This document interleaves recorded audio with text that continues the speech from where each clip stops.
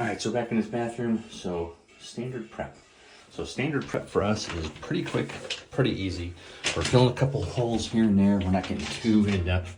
You can see there's a couple of holes from pictures that we're just putting in the wrong spot.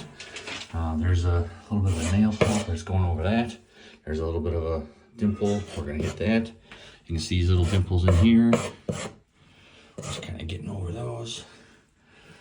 Another one of those. Another, I don't know what that is, but we're gonna fill it. Just a couple here and there. Here, I mean, our goal is for an average room, we're spending no more than like 10-15 minutes on just fixing these little, I don't know what you want to call them, like these little nicks, dings. That's what we're after, is getting rid of those. So I just wanted to make sure I showed you standard prep. You can kind of see there's a little bit of a, I don't know what that is, but it's quick, it's minor, it's easily fixed.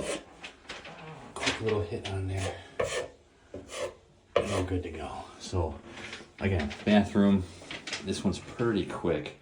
There's not a ton on here. That is a standard prep.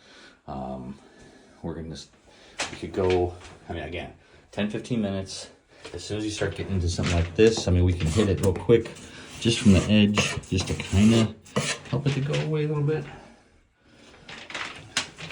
But we are not, by any means, re-drywalling, re-taping. Let's just kind of, let's just fill this in. We're gonna make it look better.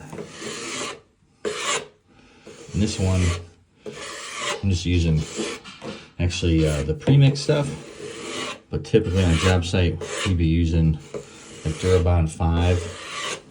And this one, it's an example. There we go. That's what I'm looking for. I just filled it in. And when we sand that, it'll be nice smooth. So standard prep, that's what we are doing.